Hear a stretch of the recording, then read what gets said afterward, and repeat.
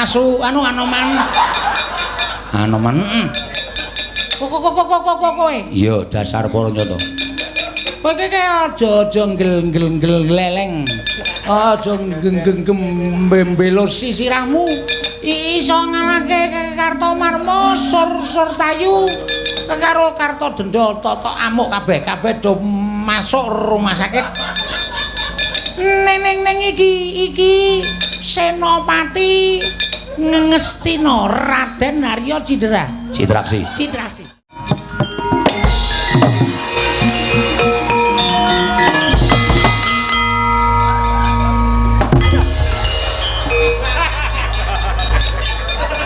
Apa? Nantang panah-panahan raku apa piye? Sorry Wan lah. Sampeyan nang kono dadi kena. Ana wong tuwa kok dimbat cengele ora. Sak penake dhewe mundur. Ora sida mana? Rasa.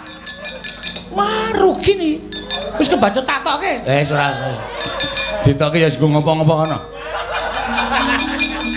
Kula niku nek wis ngetokke kudu entuk mangsa. Ya sesuk tak goleke. Aja kuwatir. Nur. Wah, Anoman gilelek. Ngelemuk prajurit Kurawa pilang-pilang. Rasaku kan bebangal. Kurawa ora gelem bali saka kutha Runggu. Babati gamanmu. Piye? Babati gamanmu. Apa jila-blata jablata. Imbang yang pojo-pojo. Nek liyane to cepeleke lha apa? Iki lah dedul Mogati. Dedengkote Pala Kulawa. Ayo Durma Gati arep ngopo? Jebul jajamu dibano. Ot. Elok. Edan.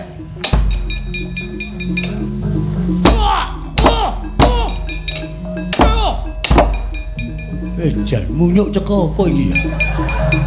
Ya cep gak apa-apa babam kedepe ora pecah. Yo nggo gaman.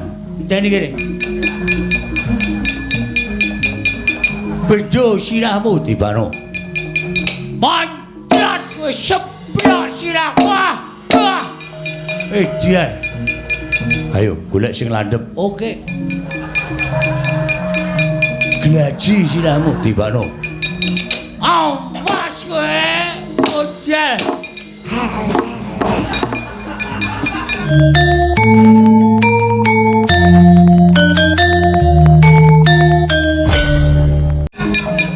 Edan gak tedas. Tutuk cetok. Ayo dibano. Usaka kok aneh-aneh. Ya wis sak kecekele iki cilik bangunan e. Jal kowe. Seblok kowe. Edan. Ayo. Wis entek golek liyane. Tapuk sandal rek dibano. Sanane. Ojal, ora apa-apa. Ayo, Wan. Ono baran. Aku balesen. Aku icin bilang bebalang dengan jauh kalah karo kowe. Aku Pekilan Pati Durma Gati. Nek kali kalah karo kowe aku ilang bebalang tenan wae. Kowe apa aku sing bakal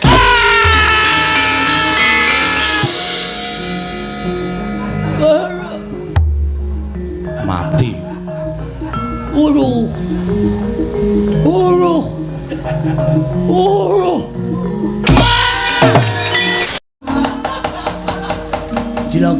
Cilaka.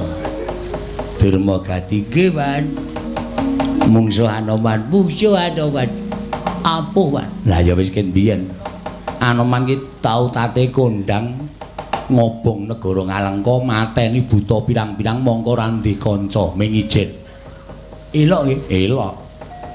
Kowe karo bojomu iki gilane kepati-pati. Anggere arep lunga digetake terus mengkeret ning kamar. Nggih, Man.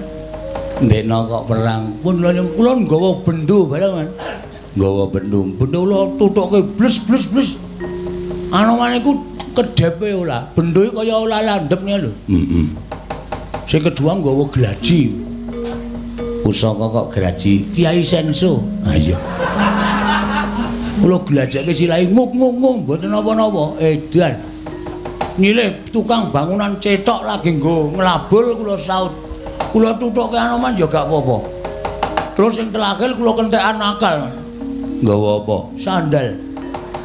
Sandal kula tapukke Anoman mlingis wae ora. Dheweke nesu ngantem cangkem kula sak kayang-kayange bles. Kula nganti bengok slup. Wah. Le meneng jejeli sikil cangkem kula. Mak slep ngonten wuduh. Wah, mongko sikil kethek tengike lah jamak-jamak. Lah iya, nganti wah toban man. Terus bar niku lho dicandak banteng teng anu napa? Wantem rai kula banget. Nganti kontal tekan nggon kendang jaipong. Kalah. Pengedune kawon man. Kula cuma nggakaken pun monggo dilahapi. Kula lah menang nek kali Anoman. Sapa iki sing arep mungsuh Anoman? Sapa Kurawa? Mbok wis rasah cit. Wah, mboten. Fanmu ra mangkat. Mboten dados apa, Man? Mboten dados sajab. Sadap. Sabab. Mungsuhe Anoman. Suramrata, Jayamrata. Imbang padha-padha. Nek omong ora nang jeron kotak kene mletu kene. Siap.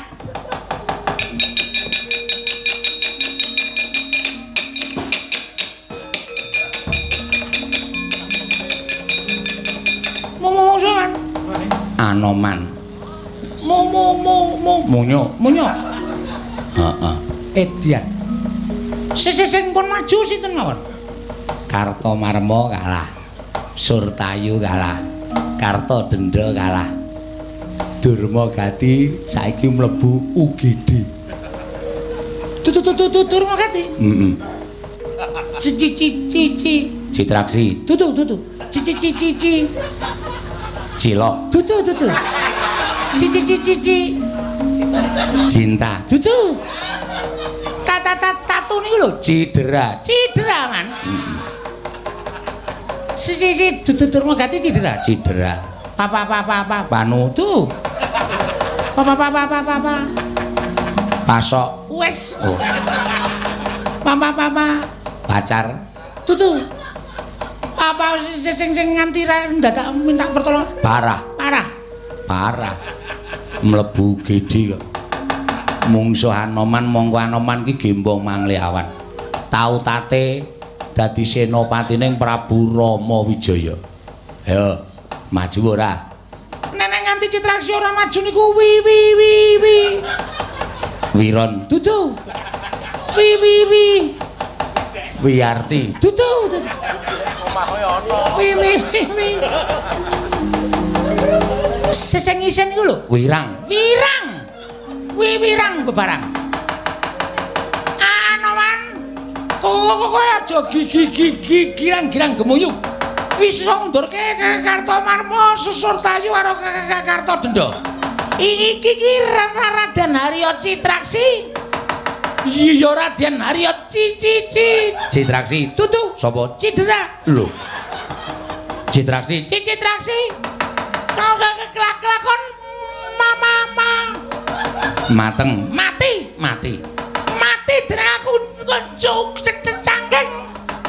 Tata cangking. Sirahmu legane ati kok. Piye. Cicit. Kok ming sedhela. Ora kaya lemu sumbar. Didiantem pisan kok ngling ngletak cit. Cerewet. Lah kono men kari omong kene iki sing tumandang ngrek. Ngrekoso wadah. Nggih, nggawa tumbak. Nggih, nggawa tumbak. Oke. Kuku kula tanju kok panah? Ya. Panah? Ya.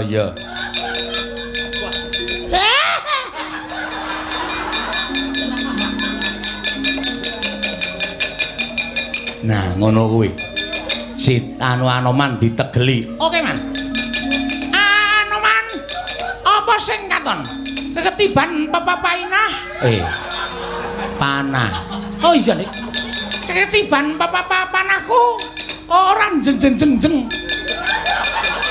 Jengkit tutu.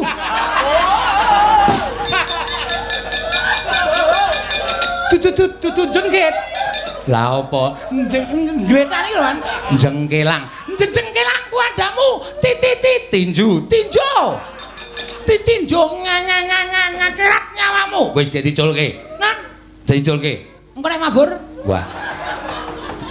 Tak totok malah mutar. Mama mati dereng aku wae.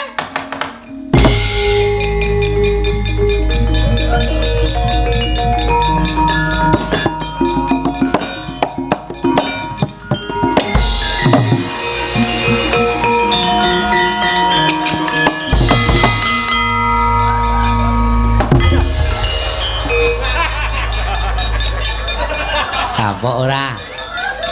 Nantang panah-panahan ora aku apa piye? Sorry Wan lah. Sampeyan nang kono dadi kena.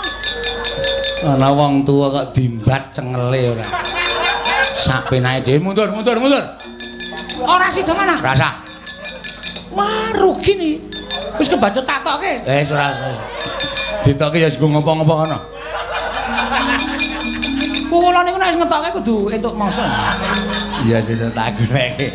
Aja kuwatir. Nur. Maju ora le? Nur, maju ora? Mungsuhe Anoman mang minggir lho trajange dhewe ya apa.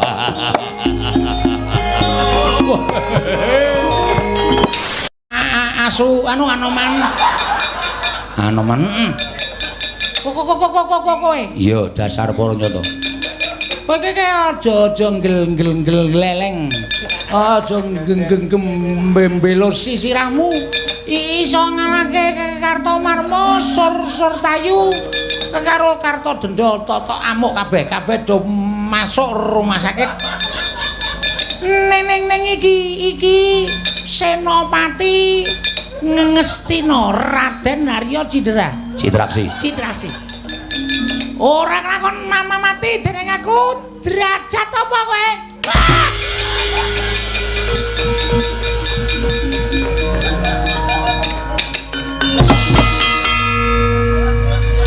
Omongan marai loro napas.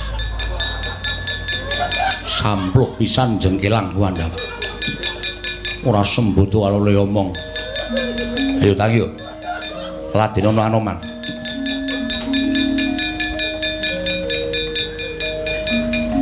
Piye. Cicit. Kok mingser. Ora kaya lemu sumbar. Didiantem pisan kok ngleng-ngleng ngletak cit. Cerewet. Lah kono men kari omong kene iki sing tumandang ngrek. Ngrekoso wadah. Piye nggawa tumbak? Piye? Nggawa tumbak. Oke. Kuku kula tanju kok panah. Ya. Panah. Ya.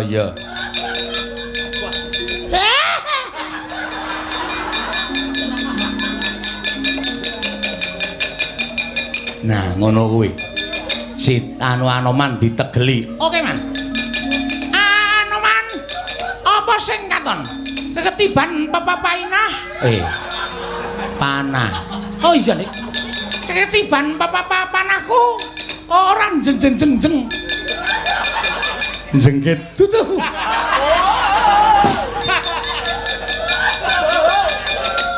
Tutu jengkit. Lah apa? Gletani lho kan. Jengkelang.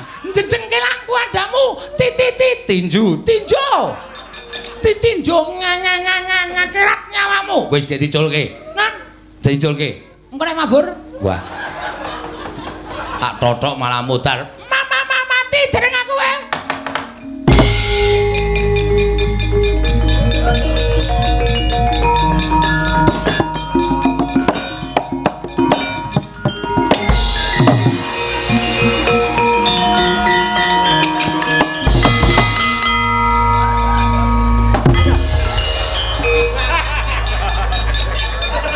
Apa ora? Nantang panah-panahan ora aku apa piye? Sorry Wan lah. Sampeyan nang kono dadi kena. Ana wong tuwa kok dimbat cengele ora. Sak penake dhewe mundur. Ora sida manah. Rasa. Wah, rugi nih. Wis kebacut tak tokke. Ora. Ditokke ya sing ngopo-ngopo kono. Kula niku nek wis ngetokke kudu entuk mangsa. Iya sesuk tak goleke. Aja kuwatir. Nur. Maju ora le? Nur, maju ora? Mungsuhe Anoman mang minggir lho trajange dhewe ya apa.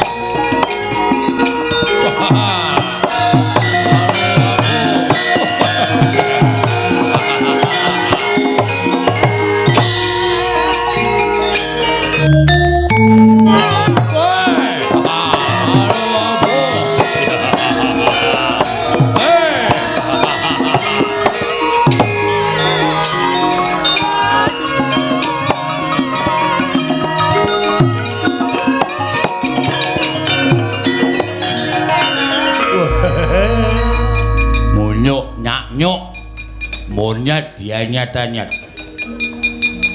Ngatase iki mengkewane kok digdayamu kliwat ukur lho, mare juan. Urawa 100 cacahe bubar mawut ora karo-karuan memungsuh munyuk sak gegem gedene. Rasaku kan bebangal. Ayo, kowe apa aku sing tekaning pati? Piye? Kowe apa aku sing tekaning pati? Candak. Bondo nawak rantai nggo golek kambil we. Wah, iki nang ngene iki. Ya heeh wis ra. Heeh.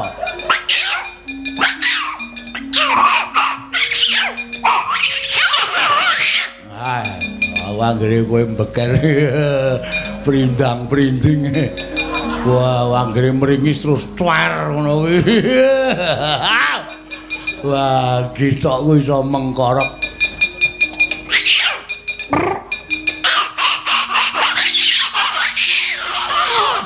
Iya.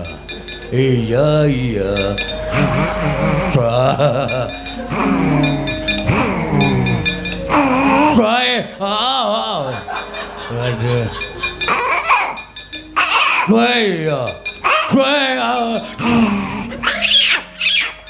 Minggat. Aduh, teratapan medeni tenan. Meringas-meringis gek sunge dawane ra jamak-jamak. Ngopo? Sapa? Aku wae. Aku piye? Wes esuk mau. Oh, ngono ta? Oh. Aku ya suwe-suwe ngerti basa kewan suwe-suwe. Waduh, untuku kedaduk mik.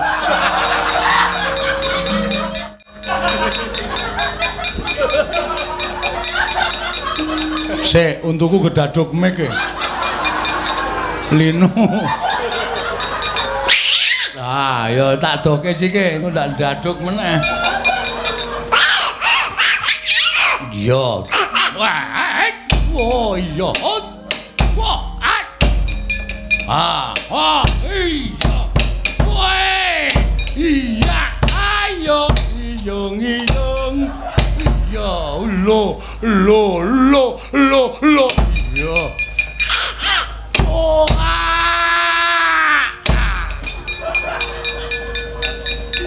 Aduh iyo. Piye Dur? Ngaso. Ngaso perang niku ngangge ngaso barang. Perang kok terus-terusan ambyar. Oh nganggo ngaso, dengok-dengok. Kebet-kebet.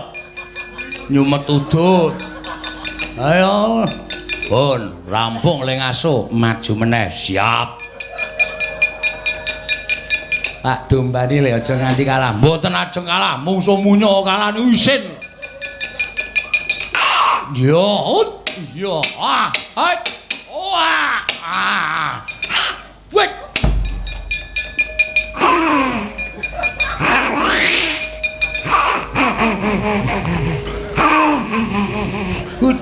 Cengengesan. Geguyu to. Yo.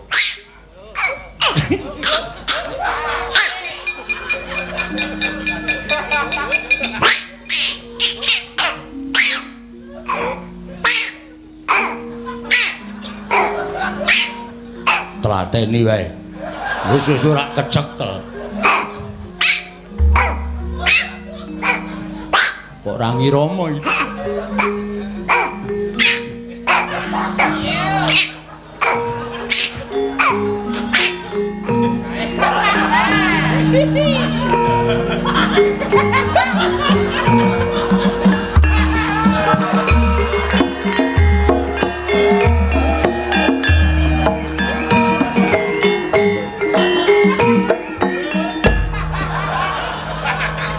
Sampeyan niku wong tuwa napa bocah? Lah ya wong tuwa ana wong ngoyak munyuk ditirokke. Mirang-mirangke aku. Kowe tak omongi ya Dur, munyuke wis minggat ket mau. Kowe isih hinclak-hinclik. Galo kae. Ki bangsa ku angel men to isi. Cekel kok ya.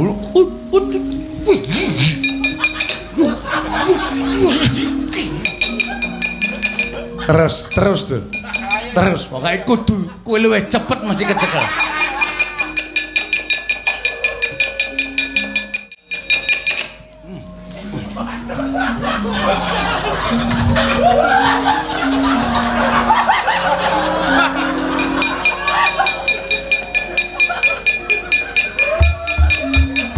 Kok bako.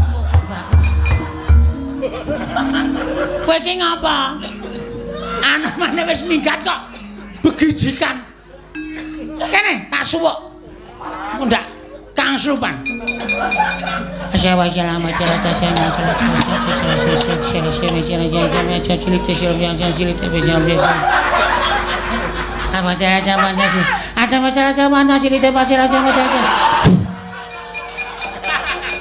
Wes eling kula. Maju le. Aja nganti adi. Ayo, aja dolanan. Aku wegah Pangeran Pati dijak dolanan. Ayo.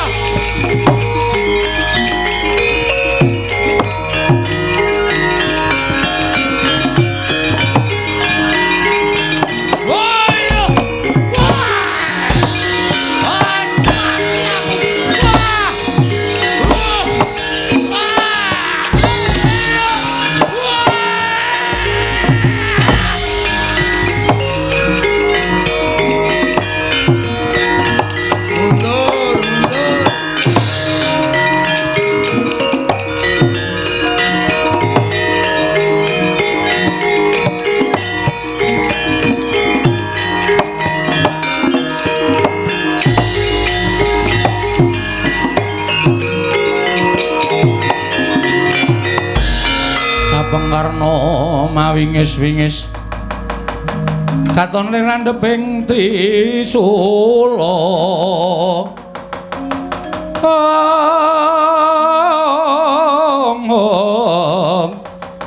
muga markota lir kabaranang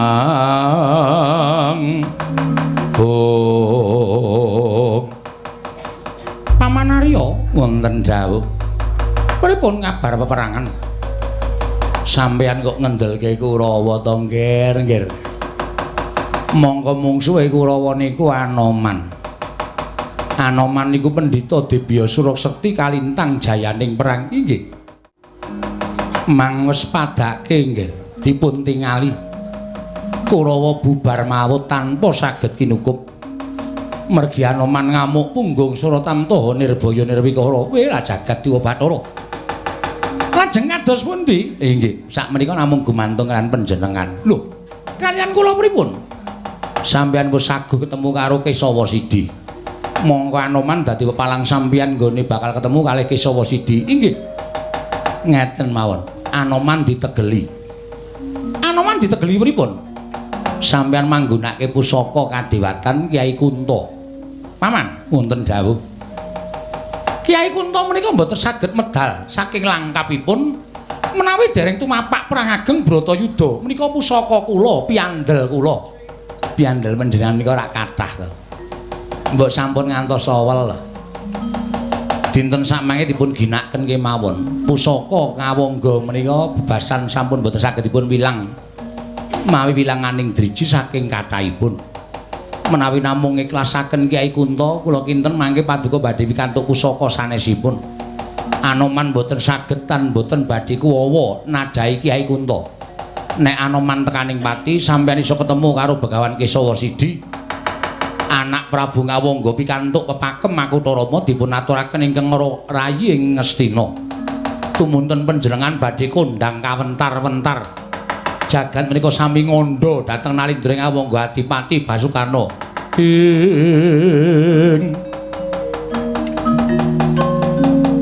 Karna mawingis-wingis katon lir landhep ing Trisula. Paman Arya wonten dawuh. Nanging ngaten badhe kula tamani Kyai Kunto. Nggih, larak ngaten. Sampeyan mboten sawige ringa-ringa. Anoman kenging Kyai Kunto sak Kesawa Sidi nek perlu. Anoman mati Kesawa Sidi tenganing mati pepakem Makutha Rama badhe dados gaduhanipun Nata Ngawangga menika langkung prayogi. Latus minggah. Oh nggih, ngestaken dawuh nggih.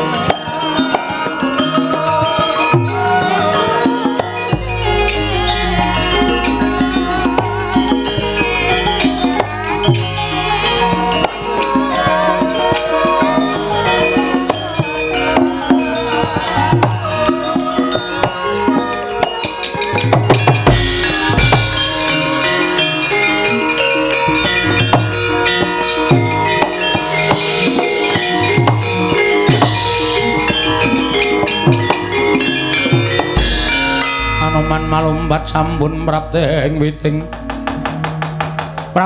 naga sari mulat mangandhap katingal Anudya Yukura aking ika-ika kaeksi Mastu nama sidam sekaring bawuna langgeng. Lah kok dadi kaya ngono Narpati Ngawangga nglepasake Kyai Kunto. Mongko bareng tak sawang playune Kyai Kunto ngener ning dadaning Anoman lan uga ngener marang pertapan Kutharunggu.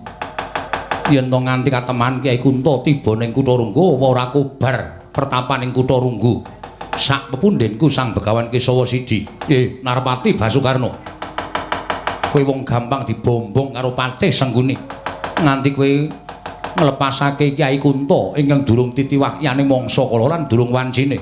Aja lakon dosa tak saut Kyai Kunto, mbuh dadine kowe Narpati Ngawangga.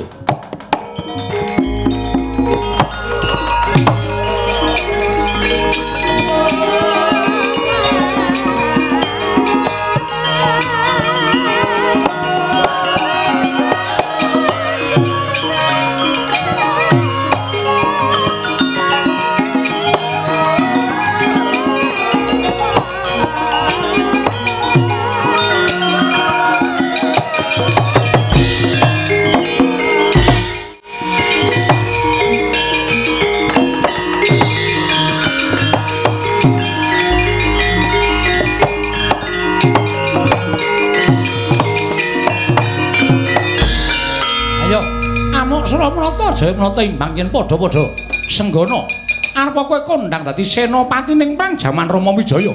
Kuwi wis lalu mangsane. Iki jaman saiki kowe ora bakal bisa aduh lho wah mati aku karo bondo.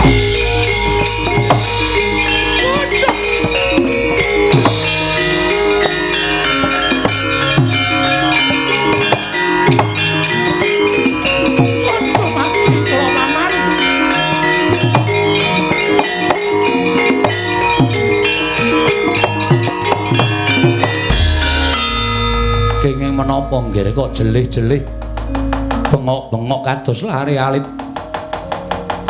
Kula wau nek mboten gugu karo pangandika sampeyan mesti kemawon mboten wonten menika lalampanipun. Ngantos kula menika ndhahar aturipun Maman Sengkuni kula kirim ngedalaken Kyai Kunta. Kyai Kunta kula uncalaken ngener dadanipun Anoman miwah pertapan Kutha Runggu. Nanging mugi dados ngawuningan Paman. Kyai Kunta mboten kok kenging dadanipun Anoman ing disaut karo Senggara digawa mlayu. Munggah wonten ing Dirgantara Paman mati kula Paman kula kecalan pusaka. Kula ora iso urip kawan mati tenan kula.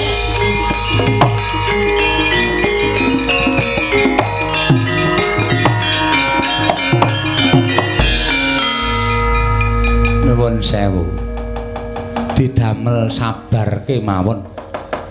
Sing jeneng wong perang menika kelangan pusaka tatu wonten ing madyaning pabaratan gedene tekaning pati menika sampun sandanganipun wong perang. Panjenengan sampun ngiklasaken Kyai Kunta dipun dawahaken dadanipun Anoman nanging sajaipun Anoman menika langkung limpat langkung trambil. Pekasan Kyai Kunta dipun saut dening pun Anoman. Sak menika dipun beto dening Anoman. Andulan sabar to nggih, sabar. Terus Anoman ajeng ki napa pusaka niku arep nggo ngapa? Tur dheweke wis mandita, dheweke wis brahmana, wis ora kepengin gunakake pusaka. Pun sampeyan mboten usah bingung. Ngawangga tasih kathah pusaka. Ngawangga tasih kathah pusaka saking kadewatan kinarya lintunipun Kyai Kunta. Dipun leremaken manahipun. Dipun neremaken penggalihipun sampun ngantos dipun penggalih ingkang langkung rebet sakmenika monggo sinambi ngentosi Anoman mesanggrah wonten tepis wiringing arga Kutha Runggu ropyan-ropyan seneng-seneng suka-suka parisuka dareca ngunjuk ingkang seger mangke menawi panjenengan menika sampun kepareng ngunjuk mangke lajeng radi oleng sekedhik ngaten. Panjenengan tertentu badhe supe lelampahan kecalan Kyai Kunta menika badhe supe. Sampun ngantos dipun penggalih ingkang lebet monggo. Kula dherekaken menika Kurawa kejawi romanti siyaga wujudipun tumbak pedhang kinarya peperangan ugi sampun rumanti samapta ing gati inggih menika dedaharan kinarya suka-suka parisuka mangun sukaning manah. Monggo mboten sah digawe sedih. Wong urip kok sedih menika sing digoleki apa?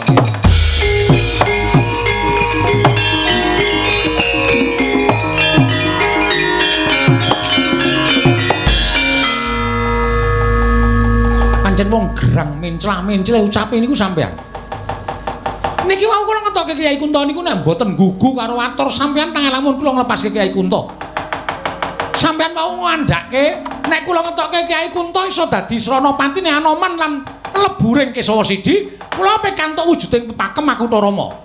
Ning bareng sakniki Kyai Kunta ilang, sampean ora nglipur atine Basukarna, malah aku tok jak ropyan-ropyan seneng-seneng diajak ngombe, diajak dahar.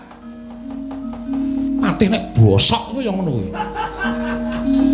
Sampeyan niku nun sewu wong tuwa ning kula pikir niki sampeyan niku bayi. Napane?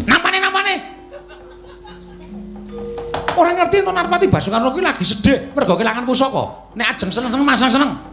Nek ajeng mangan enak, ngombe seger, mangan enak, ngombe sing seger. Ora butuh campur karo sampean. Nuwun sewu, panjenengan ajeng tindak pundi nggih? Ajeng tindak pundi? Niku dudu perkara sampean.